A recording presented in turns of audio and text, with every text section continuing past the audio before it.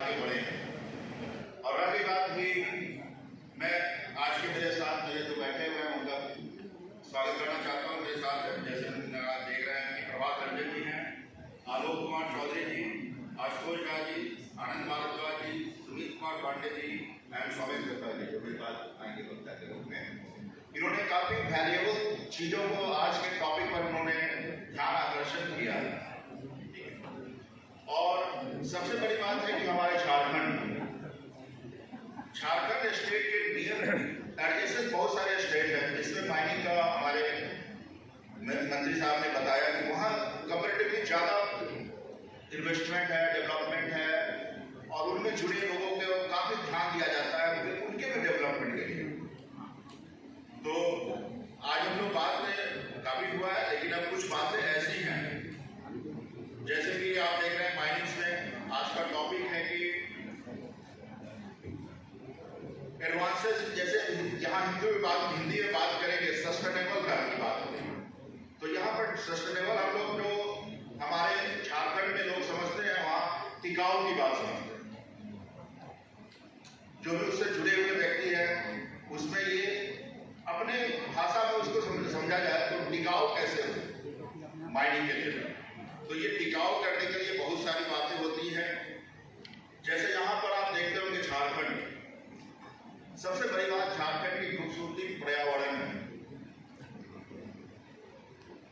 उसमें बहुत सारी ऐसी बातें हैं कि ये अनुकूल है पर्यावरण माइंस के लिए।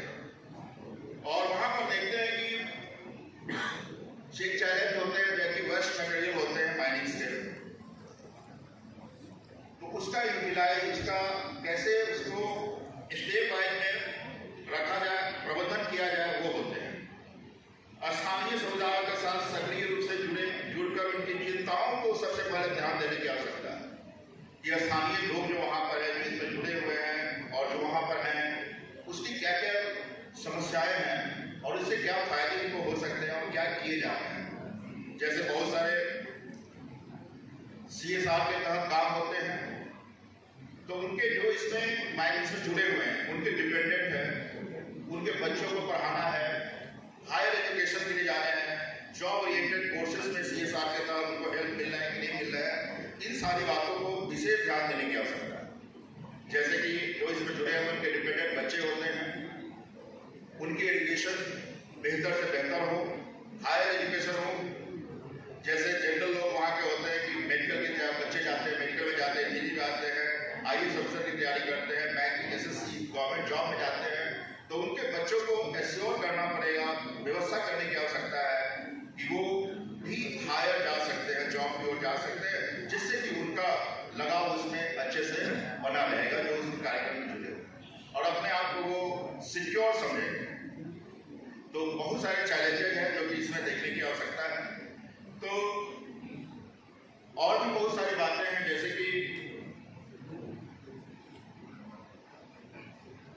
भूमि ग्रहण, जल की दक्षता, बहुत और जैसे खुला संवाद होना चाहिए, सामुदायिक सहभागिता भी होनी चाहिए, खुले संवाद होने चाहिए स्थानीय लोगों के बीच में, तभी जाके ये टिकाऊ और सस्टेनेबल की बातें और अक्सर आगे बढ़ सकती है। और जिम्मेदार संसाधन के जैसे प्रौद्योगिकी का उपयोग होता है, कुशल तरीके, हाईटेक टेक्नोलॉजी का इस्तेमाल वगैरह होते हैं जो भी हो रहे हैं, सारे टेक्नोलॉजी का इसमें यूज किया जाता है। लेटेस्ट AI वगैरह का भी यूज, आर्टिफिशियल इंटेलिजेंस का भी यूज करने की बातें इसमें हो सकती है और आ भी गई है। बहुत सारे टेक्नोलॉजी का यूजेज अभी होना शुरुआत हो रहे हैं और होंगे। तो इस प्रकार सस्टेनेबल माइनिंग्स में काफी योजनाएं, नई डेवलपमेंट भी हो रहे हैं, नई यूजेज भी हो रहे हैं।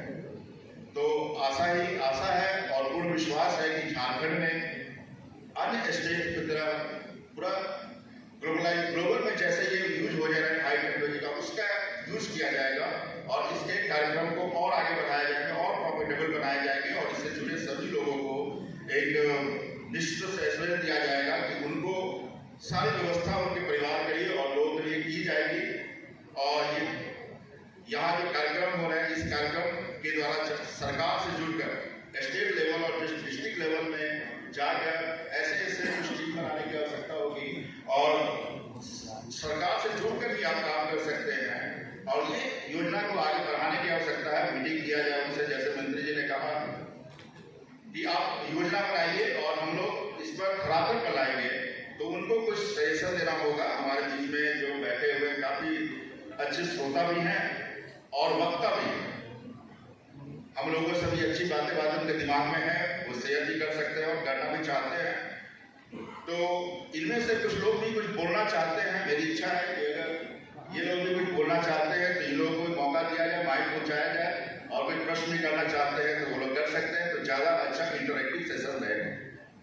तो इसके बाद अगर 5-10 मिनट का समय हो तो इन लोग से बात बोला जाए, जो बोलना चाहते हैं तो बोलेंगे। हमारे बीच में जेंटलमैन एंड ब्यूटीफुल लेडीज हैं, वो भी कुछ अपनी बातों को रखना चाहे तो रख सकते हैं। इन्हीं शब्दों के साथ धन्यवाद। जय जोहार, जय झारखंड, भारत माता की, भारत माता की धन्यवाद।